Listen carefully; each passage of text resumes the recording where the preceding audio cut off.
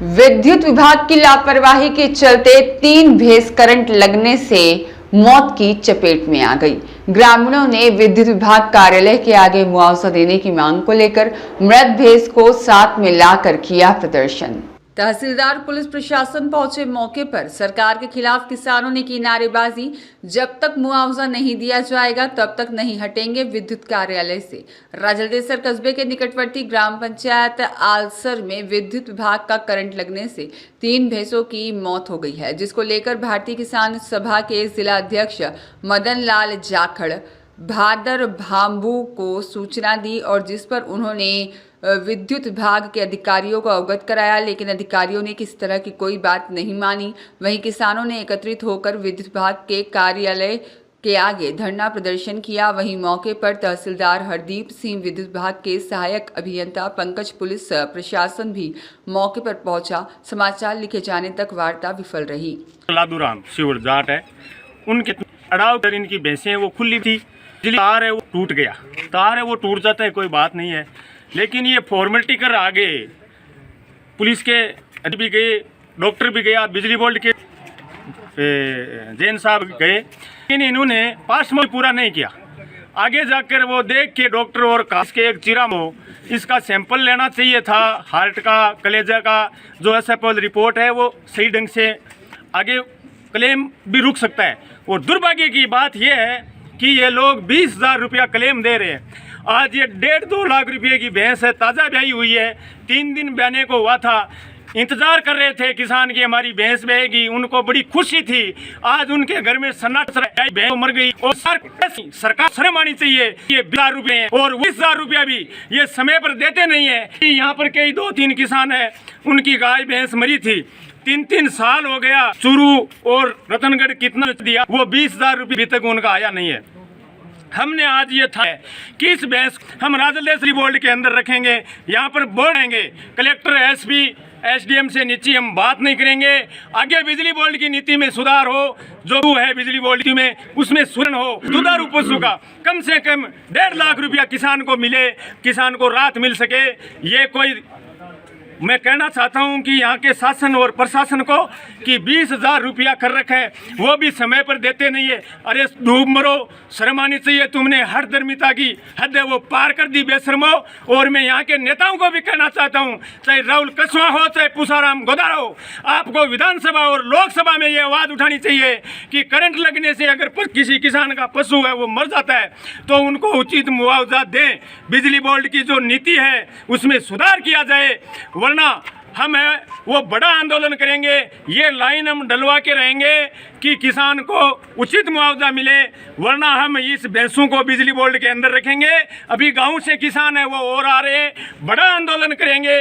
कई बार हादसा हो चुका है, 20,000 रुपया है वो भी समय पर देते नहीं है। क्या मजाक बना रखा है किसानों के साथ में? अभी हम इस बात को लेकर लड़ेंगे, वरना हम शांति से नहीं रहेंगे। इंकलाब जिंदाबाद। कितनी भैंस मर गई है वैसे? 3 भैंस मर गई साहब। एक ताज़ा मदन जाखड़, अखिल भारतीय किसान सभा अध्यक्ष, रतनगढ़। ये बिजली बोर्ड के हादसे हमेशा होते हैं, हर साल 2-3 ऐसे हादसे होते हैं। पिछले साल कांगड़ में एक किसान के घर में कम से कम 6 रुपये का नुकसान हो गया, और कांगड़ में ही पिछले साल दूसरे किसान की पाइपलाइन वगैरह और वो जल के 4 लाख रुपए का नुकसान हो गया। बिजली बोर्ड सिर्फ इतना कह के पल्ला झाड़ लेता है कि ये तो सर्विस लाइन के बाद की बात है, इसकी हमारी कोई जिम्मेदारी नहीं है। आज ये जो हादसा हुआ है भैंस का, ये जो किसान की भैंस मरी है वो खेत में बैठी थी आराम से, और उसके ऊपर टूट के तार पड़े हैं।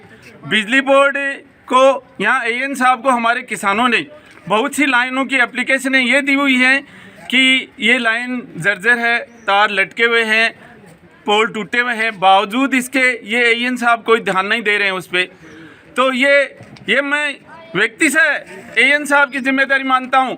और किसान के घर में अगर पशुधन और ब्याई हुई भैंस मरती है तो उसके पुत्र जैसा शौक होता है। आज इस किसान के जो इससे अपनी वो कोई व्यवसाय मतलब दूध बेच के अपना काम निकाल रहा था, उसके 3 भैंस यानी एक बच्ची और 2 भैंस, एक ब्याई हुई भैंस, दूसरी जो ब्याने वाली भैंस थी वो ख़त्म हो गई।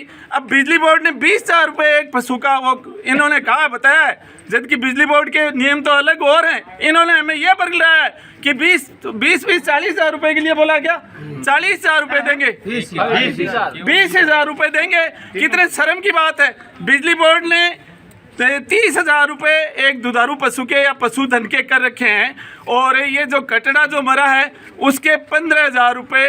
तो उस हिसाब 8,000 रुपये, उस हिसाब से तो 15 दूनी 30 प्लस से 15 40-45,000 रुपये तो ये होते हैं। लेकिन इनमें आता क्या है सर, ये 1.5 लाख रुपए की भैंस है। आप जाओ ना, ये मार्केट इन्होंने मुआवजा करने से थोड़ी होता, जो मार्केट मूल्य होता है बात तो वो होती है। अब ये किसान दूसरी भैंस नहीं ला सकता 1.5 लाख रुपए दे के, तो ये 1.5 लाख रुपए की भैंस मर गई, 1.5 लाख रुपए और उसके पास है नहीं, इसलिए वो भूखे मरे।